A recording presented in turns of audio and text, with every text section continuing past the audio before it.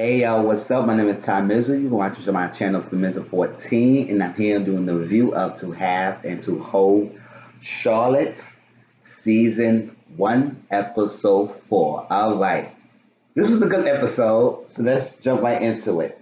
Um, Daryl talks to Christine alone and privately, which is a good thing because sometimes you don't want to chastise your wife in public, especially if you have a different opinion. If your wife did something in public, you support her in public, let her be, and then behind the closed doors, you tell them what you need to tell them about and what you didn't agree. And he didn't agree about the comment because he did tell her in the air at the party that I don't think that was right for you to say that. So he told Christine about that, and she was like, "What? I was stating my opinion. I feel like," he said, "Yeah, you have a right to your opinion, but you shouldn't have said that in front of everybody in the group like that. That wasn't something to say that. Oh, I don't think your marriage should.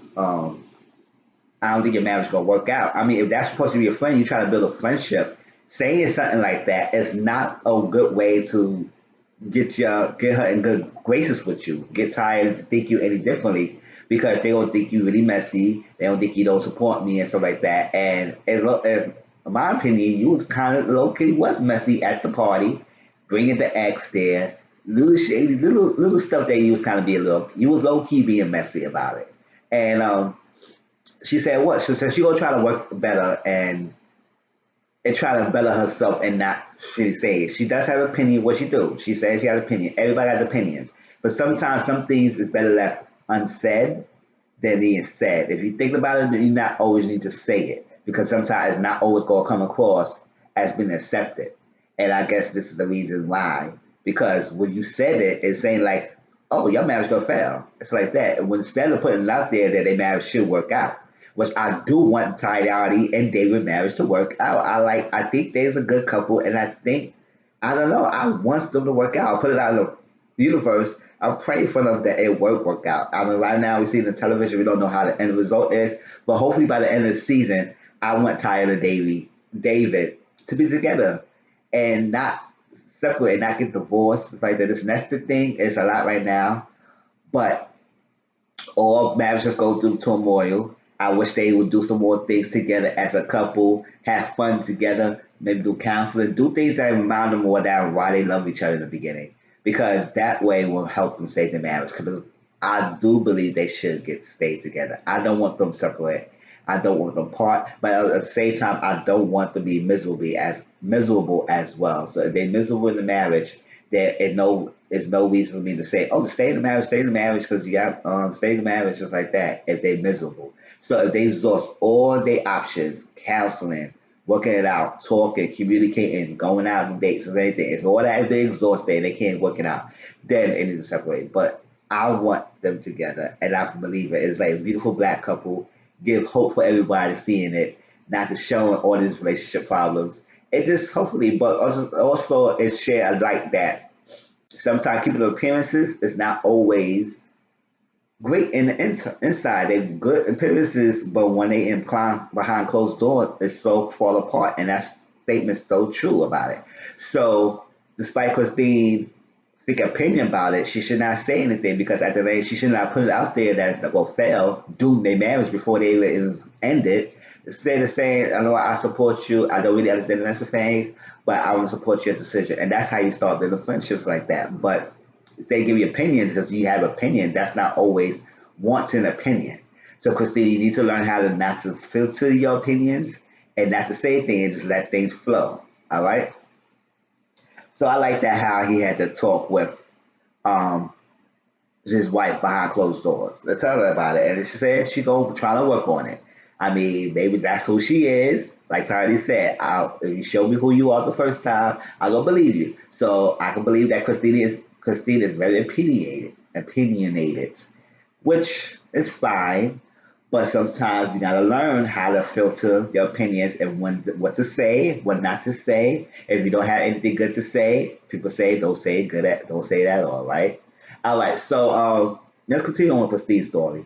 All right, so Christine, every family is preparing Thanksgiving. So Christine is having preparing for her mom, and they was talking, and Christine talked about her friendships there, that she's just not getting friendships. She's not in the point that she could call them, ask for advice, or she could call them one to come, or she could call to come over to their houses because she don't have any kids and stuff like that. And kids is a touchy subject. And her mom, and she asked her mom, when you gonna move down here with us? She said, I would love to move down here for us, it's like that. And she said, you want to be close to her? It's like, it's the reason for being close to me. She said, you got to be a good reason for me to move down here. She said, I'm not enough reason. She said, yeah, you good, go to something. You always around, you always out, you always doing something. If you have kids, then I would stay around. She said, oh, kids. Now, this is my take on it. Like, I don't tell nobody that they should have kids. Kids is the end be all. You don't have kids. You don't understand. And you married, you should have kids. No. If you don't want kids, it's not selfish or you not wanting kids.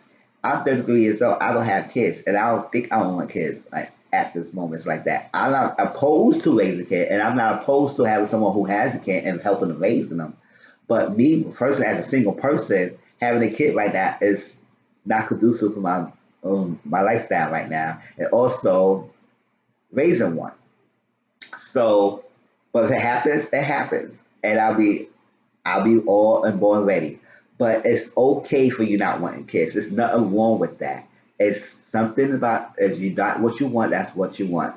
It's like that. Because I'd rather you not having kids and be good, and then having kids and resent your kids for having them and doing not so great things raising the kids. But once they're in the world, you gotta put your selfishness aside and not doing things. So if you go want to go out, you want to do things, you want to have things, and you're not ready to give that up, then it's not good for you to have kids right now. So, but I know that your husband wants it more than you wants it now, Christine, and that's hopefully it will cause attention in your marriage because if one party wants it and the other person not don't want it, then how's that balance? That's making me believe that y'all really had that talk because I don't know, maybe he was on board, but then his opinions are changing when they're getting older and stuff like that. And I don't know. She says she's not against the idea, but she's not ready now, which is fine.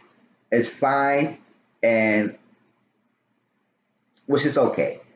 But it's just like you got to be protective. You got to do birth control, condoms, stuff like that. But it may happen that you may get pregnant out of blue anything. Because God has plans sometimes. And just throw you a monkey wrench and how you go through it. So hopefully Daryl and Christine could sit down and talk more about this issues like that. Because it will keep coming up. It will keep coming up. And it's hurt that people who have kids are throwing that in her face about, oh, you don't have kids, or something like that. Marriage is successful, and marriage is successful with kids, is like that. Stop throwing it in people's faces when they don't have kids. It's like you judging them because they don't have kids. Like kids is not end or be all in a marriage. It's not a guaranteed staple to have one if you married to someone. It's like that. So and it's not right for anybody to put pressure on them and belittle them for not having kids. So I understand what she's coming from that you gotta why you attacking me from kids, which is not something I really want right now. And it's not for anybody to judge about that. But at the same time, you don't want to judge people to judge you about not having kids. You should be judging people's stuff as well for not about their problems. So it goes both ways like that, Christine. So next week we see a trailer about something about kids possibly coming up and you're not really happy about it. So we'll see and how that goes. But you and dad was a beautiful couple, so hopefully things works out at the end. And maybe one day your mind change, you have the baby growing inside you, your opinion start changing, you start loving it. But right now, I understand why you don't want to have kids right now because you're good, you're young, you having fun and stuff, and let it be. And there's nothing wrong with that. So I don't think nobody should shame you for it. It's not selfish. It's selfish for you if you have a kid and still act like you don't have a kid and then they're around and you neglecting the kid, and that's not good. So now just wait till you ready and you mature, you ready to have that full commitment. But and when that time comes, all right. So that was that. Now Peter and Josh was talking, and Peter was talking about how that party, because they were a little bit messy, she would be a little shady about things, and he also saw about that Juliana need to go out a date and do things because she really is always around them and they don't really have time and boundaries to be set and stuff like that. But I'll talk about that later. And well, no, let's about that now. All right, so boundaries to be set, and how you set that boundary, it needs to be enforced by Josh because he's the middle ground between Peter and Juliana. And it will cause tensions as people not talking, sitting down and talk. Like Juliana said, how she would know to fix the problem if he never come to me to talk to about the problem. Like, so Peter went later on to talk to Elaine, and he talked about his issues with Juliana about she's always around, we don't have enough time, and she don't know when to cut it off and stuff. And she said maybe you need to talk to her about that and sit down and have that boundary set because there's no boundaries. Y'all never set that in the beginning, which I do believe y'all never set that because if you never set that, then it was no reason for her to overstep it if you did set it. And he said, well, if we do set one, then Josh needs to be the one to enforce it because he's the one, which is, I do agree. Does need to be the one to sit down and force it. If the boundary was set and say, all right, this needs to be done on weekends, this weekend, you can't be around.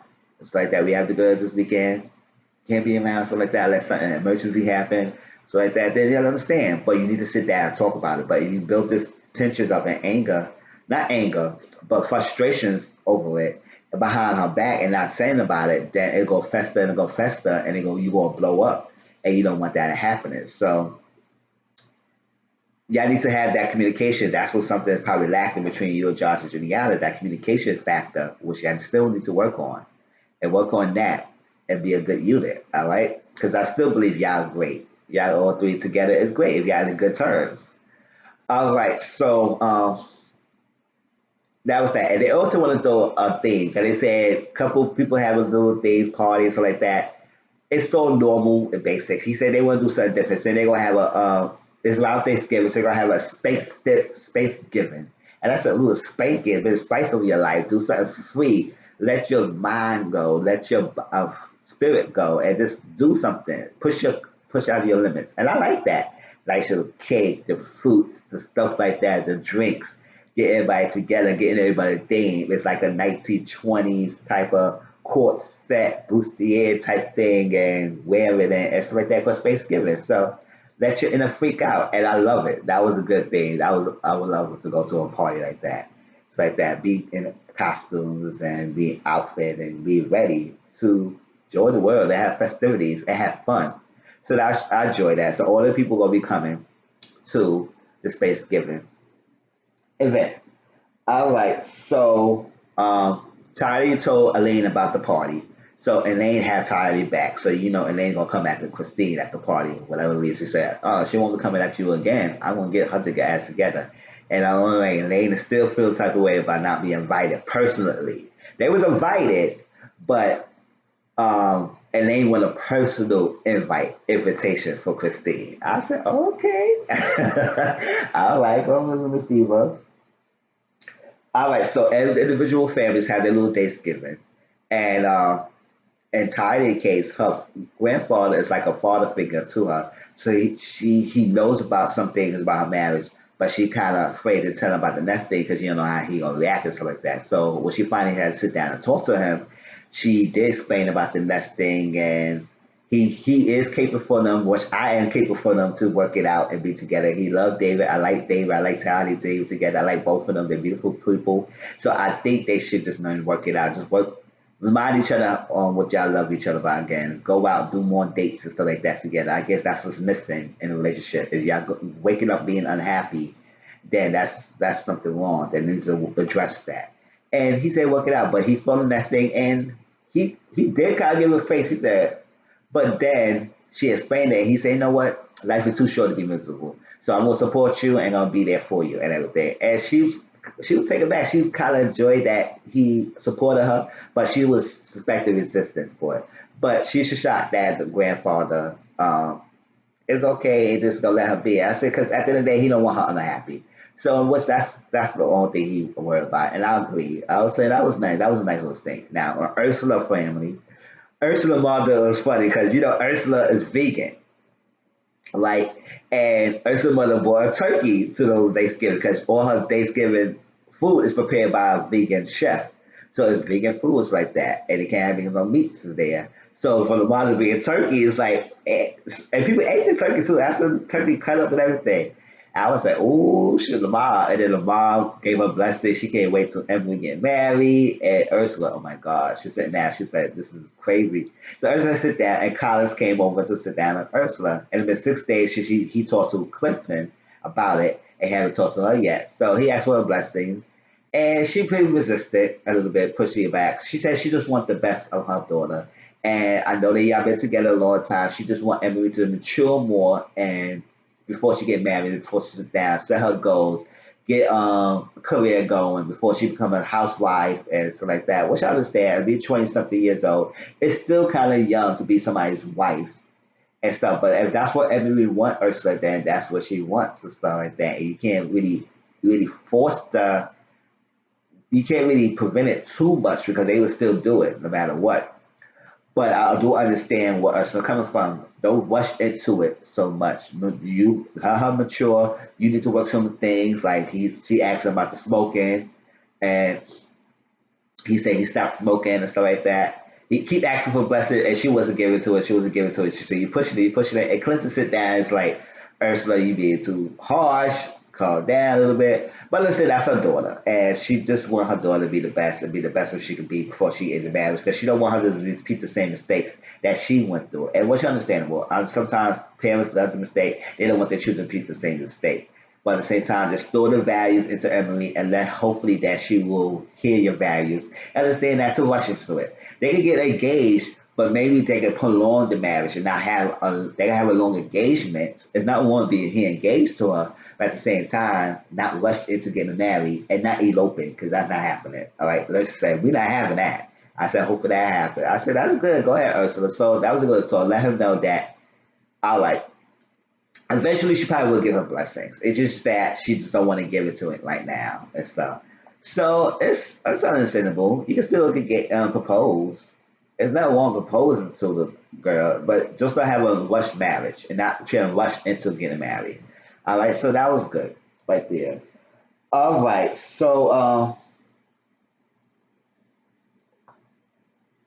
right, so here goes the Thanksgiving, Spacegiving party, which was a nice. It was very nice. It was very festive, decorative. Everybody came ready. Ursula looked beautiful. They all look great. Look great. Elaine came with her little Beyonce type wig, her boots and everything. She was ready. Elaine was ready to party. You can tell she about to turn up. I said, go ahead, Elaine. I love it. Christine came with her little outfit. Her boobs are showing out. I said, oh, go ahead, Christine. And Dad would say, he's showing no one today. But he's happy. His wife was happy. He's happy. He can't unhappy. A happy wife, happy life, right? So she's happy. She's good. He rather have people with eyes on her than people not paying her any attention. So she came in. Tidy looked nice. They all looked great. And Juliana bought a date, which Peter was so happy. He was like, oh my God, she bought a date. Yeah, bought a date and stuff. And sit down. And, they had a good time. It was like a little spanking going on. Clinton picked up Ursula. I said, oh, I didn't know your back was so strong like that. I said, hey. And that was something. And it was turned out to be a great night. All right. So Juliana came over and Elaine was sitting down. I don't know what Elaine was doing. I don't know if Elaine was drinking those drinks back or something, but she was a little tipsy. And she was hammering at Juliana. She said, oh, I'm happy you have a date right now. It's like that because that will really leave you not to be on Peter and a bit of John's business all the time. You can be having your own thing. You'll be away. She said, hold on, where that coming from? She said, oh, well, that's a problem. They need to come to me. He said, well, I'm gonna, now that it is a problem, you can go talk to Peter about that. And Josh just said, I will talk to Peter. Josh is he just as the rest of his dad and much as other. She said, well, no, talk to Josh. You need to talk to Peter. It's like that. I was like, oh my gosh. No, you need to talk to Josh. And I let you know. It's like that. And she said, well, Peter and Josh want to talk to you about it, so I'm letting her know, put it out there. And it was getting too heated. I said, oh, all right now. It's good to her. She had to walk away. Judy had to walk away. I said, oh, no, not Elaine, not now, not at that party. It was so good. So Ursula said, listen, I don't do beef. I'm a vegan. I said, I hear that, Ursula. Shit, no beef tonight. Nah, it's supposed to be a healthy ass like environment. It's supposed to be a healthy party. No beefing. We don't need that. Let's be veganized over this bitch. let's come on now. All right, so I like that. And so she tried to calm Elaine down.